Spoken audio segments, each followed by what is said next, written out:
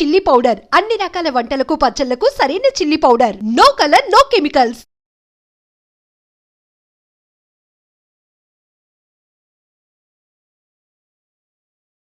నమస్కారం, welcome to I dream. ధర్మ మార్గం విత్ విజిత కార్యక్రమానికి స్వాగతం.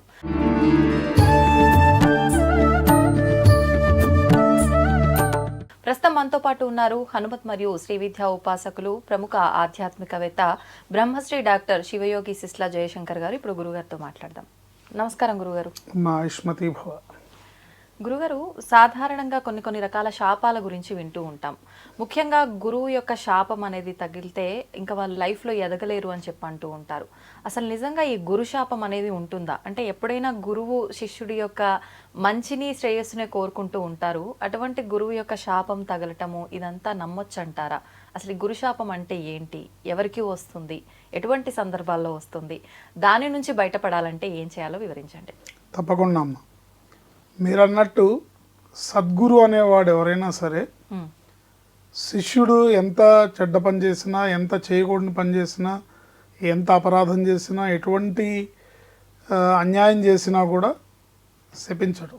కానీ తన మనసు నొచ్చుకుంటే ఆ శాపం తగులుతుంది. ఆయన ప్రత్యేకించి శపించక్కర్లేదు. ఏదో చేతిలోకి నీళ్లు తీసుకొని నువ్వు ఇదైపోతా అట్లా అనక్కర్లేదు. మనసు బాధపడితే చాలు. వాళ్ళు బాధపడే విషయం మనం ఏం చేసినా, సద్గురువులు అనే వాళ్ళు ఎవరైనా సరే వాళ్ళ మనసు, ఉపాసకులు, గురువులు, పెద్దలు వాళ్ళ మనసు నొచ్చుకుంటే, వాళ్ళ మనసుకి బాధ కలిగించే పని చేస్తే, వాళ్ళు వద్దన్న పని చేస్తే, వాళ్ళు చేయకూడదన్న పని చేస్తే ఈ శాపం తగులుతుంది. తర్వాత చాలామంది తెలియకుండానే పెద్దల్ని, గురువుల్ని నిందిస్తూ ఉంటారు. ఓ వాడు దొంగస్వామి అండి, ఓ వాడు నిజంగా దొంగస్వామి అయినా కూడా నువ్వు మాట్లాడడం వల్ల ఆ పాపం నీ అకౌంట్లో పడుతుంది. అంటే చెడుని చెడు అని కూడా అనకూడదు. మనకి నీకు తెలిస్తే అనొచ్చు, తెలియకుండానే అంటారు. ఉదాహరణకి సత్యసాయి బాబా వారు జీవించున్న రోజుల్లో కూడా చాలామంది విమర్శించేవాళ్ళు. ఆయన దొంగ బాబా అని, లేదా ఆయన ఊరికే శివలింగాలు సృష్టిస్తాడని, ఆభరణాలు సృష్టిస్తాడని. సో వివరం తెలియకుండా, విషయం తెలియకుండా నోటికి వచ్చినట్టు, నీకు నచ్చలేదు కదా అని నోటికి వచ్చినట్టు మాట్లాడితే ఇలాంటి గురుశాపాలకి గురి అవుతారనమాట. తెలిసి తెలియకుండా మాట్లాడడము, విమర్శించడము. ఇప్పుడు గణపతి సత్యానంద స్వామీజీ వారు ఉన్నారు, ఆయన అవధూత. ఆయన్ని విమర్శించే వాళ్ళు కూడా ఉంటారు. ఆయన ప్రధానికి టికెట్ పెడతారని, పూజకి టికెట్ పెడతారని, క్యాసెట్లు అమ్ముతారని, పుస్తకాలు అమ్ముతారని, అన్నిటికీ ఇంత అని రుసుము ఉంటుందని, తర్వాత ఆయన కాన్సర్ట్ పెడుతుంటారు. పెట్టినప్పుడు ఇంత టికెట్ ఉంటుంది. సో ఆయన దానికి రీజన్ ఏంటి, ఆ టికెట్ ఏంటి, ఆ టికెట్కి డబ్బులు ఏంటి, ఆ వచ్చిన డబ్బులు ఏం చేస్తున్నారు ఏంటనేది నీకు అప్రస్తుతం. ఆయన ఎన్నో ధర్మకార్యాలు చేస్తున్నారు, ఎన్నో మంచి మంచి పనులు చేస్తున్నారు, ఎన్నో గుళ్ళు గోపురాలు కట్టిస్తున్నారు, దేశ విదేశాల్లో కట్టిస్తున్నారు. సో ఇప్పుడు అలాంటి వాళ్ళ గురించి తెలిసి తెలియకుండా మాట్లాడడం అనేది పాపానికి, శాపానికి తప్పకుండా వాళ్ళు గురవుతారు. సో ఏదైనా సరే, ఎవరినైనా సరే మన నోటితో మనం విమర్శించడం వల్ల, మనం లూజ్గా ఒక మాట మాట్లాడడం వల్ల, అంటే నోరు జారి మాటని తూలనాడడం వల్ల ఈ గురుశాపం అనేది ఏర్పడుతుంది. పెద్దవాళ్ళన్నా సరే, పెద్దవాళ్ళని అంటే గురు అంటే ఇప్పుడు ఇంట్లో చూసుకుంటే తల్లి, తండ్రే ప్రథమ గురువు. తండ్రిని తిట్టినా కూడా ఈ శాపానికి గురవుతారు, గురుశాపానికి గురవుతారు. తండ్రిని విమర్శించినా కూడా, తండ్రిని చులకనగా చూసినా కూడా ఈ గురుశాపానికి గురవుతారు. అట్లా అంటే చాలా మంది ఈ శాపంలో ఉంటారు. తల్లిదండ్రులని విమర్శించి అనుభవిస్తున్నాం కదండి మనం ప్రతిరోజు. ఏంటి నరకం అంటే ఎక్కడో లేదు, హైదరాబాద్ ట్రాఫిక్ లోనే ఉంది. ట్రాఫిక్ లోనే అంతే కదా మరి. రోజు తెలీదు, ఇంటి నుంచి ఆఫీస్కి ఎప్పుడు వస్తామో తెలియదు, ఆఫీస్ నుంచి ఇంటికి ఎప్పుడు వెళ్తామో తెలియదు కదా. సో అనుభవిస్తున్నాం కదా రకరకాల శాపాల కారణంగానే. అందుకనే ధర్మాన్ని తెలుసుకొని ధర్మం ప్రకారం నడుచుకోవాలి. ఉమ్, బ్రహ్మస్థానంలో చేసిన పాపం ఏదన్నా ఉంటే ఉమ్. విష్ణుని ప్రార్థిస్తే పోతుంది. అంటే గురుగారు బ్రహ్మస్థానంలో అంటే అంటే ఎక్కడన్నా ఏదన్నా బ్రహ్మకి కోపం తెప్పించే పనులు ఏదన్నా ఉహు. బ్రహ్మపరంగా బ్రహ్మదేవుడు సృష్టిని విమర్శించడం కానీ ఆహా. సంథింగ్ ఎలా ఏదైనా అంటే బ్రహ్మశాపం అంటారు కదా, ఉమ్, అంటే బ్రాహ్మణ శాపం అనుకోండి బ్రహ్మశాపం అనుకోండి ఏదైనా ఉమ్. అలాంటివి ఏమన్నా ఉంటే విష్ణుమూర్తిని ప్రార్థిస్తే విష్ణుమూర్తిని అనుగ్రహాన్ని పొందితే ఆ శాపం పోతుంది. ఓకే. ఇప్పుడు విష్ణుమూర్తి పరంగా చేసిన శాపం ఉందనుకోండి, అంటే దేవుళ్ళని విమర్శించడము, అవతారాలను విమర్శించడము, లేకపోతే దేవుళ్ళని ఏకవచనంతో సంబోధించడము, రకరకాల అవును అవును మనుషులు ఈ కలియుగంలో పాపం చేయడానికే పుట్టారు. పుట్టారు.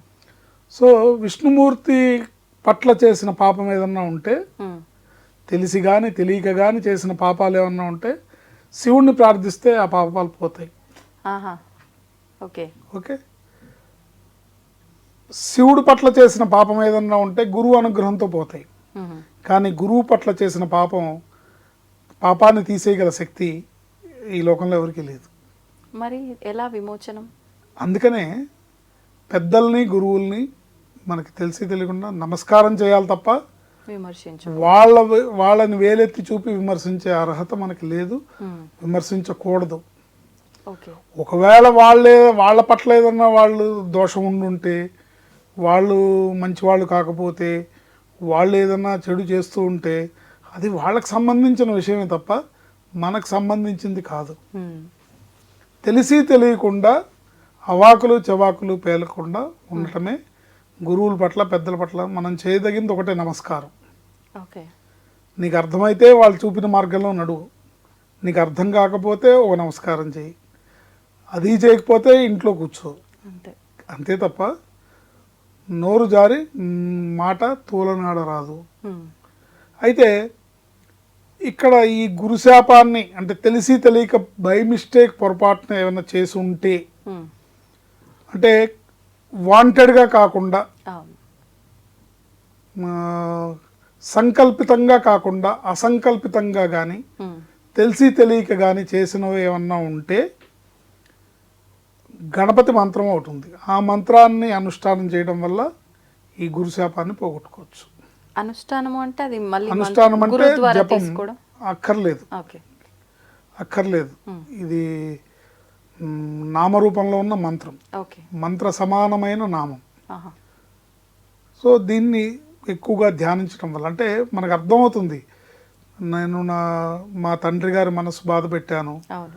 పలానా గురువుగారు నాకు విద్య నేర్పిన గురువుగారి మనసు బాధ పెట్టాను, ఉమ్, లేకపోతే నాకు జీవితంలో మార్గదర్శకత్వం వహించిన గురువుల్ని నేను మాట తూలాను, ఉమ్, నేను విమర్శించాను, లేదా అనకూడని మాట మాట్లాడాను, మాట్లాడకూడని మాట మాట్లాడాను అని ఒకవేళ ఉండి దానికి కనుక మీలో నిజంగా పశ్చాత్తాప భావన ఉంటే కనుక ఉమ్, ఈ మంత్రం పనిచేస్తుంది. ఆహా. లేదు నేను చేసింది రైట్ అనుకుంటే పనిచేయదు. ఉమ్, అహంకారంతో చేయ. అహంకారంతో నేను చేసిందే రైట్ అనుకుంటే కాదు. ఉమ్, నిజంగా నేను పశ్చాత్తాపడి నేను పొరపాటు చేశాను, నేను తప్పు చేశాను ఉమ్, అనే భావన ఉండి నాకు ఇలాంటి దోషాలు ఏమైనా ఉంటే శాపాలు లాంటివి ఉంటే పోవాలి అని కనుక ఈ మంత్రాన్ని జపిస్తే కనుక రోజుకి ఒక 108 సార్లు దీన్ని అనుకోవడం వల్ల తెలిసి తెలియకుండా ఏర్పడే ఆ పాపం ఉందని తెలియచ్చు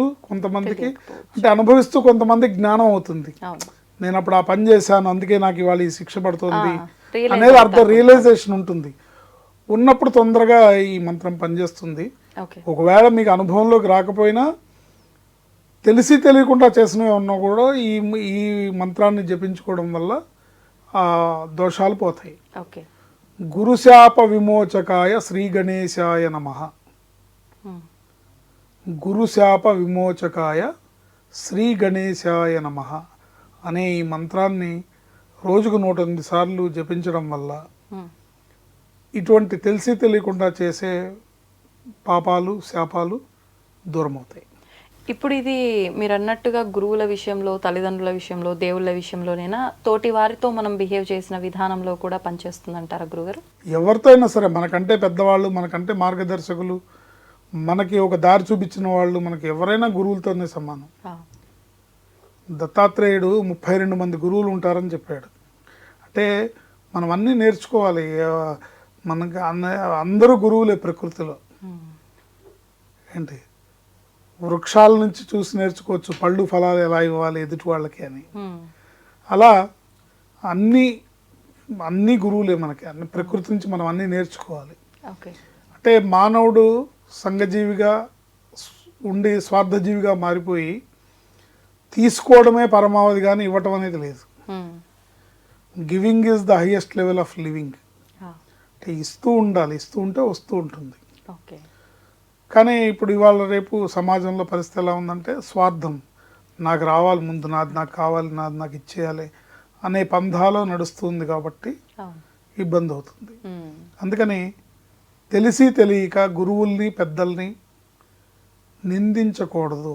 దానివల్ల మనం వాళ్ళు ప్రత్యక్షంగా నోటితో ఏదో నువ్వు నువ్వు నాశనం అయిపోవాలనో లేకపోతే నువ్వు చెడిపోవాలనో వాళ్ళు అనక్కర్లేదు. అవును.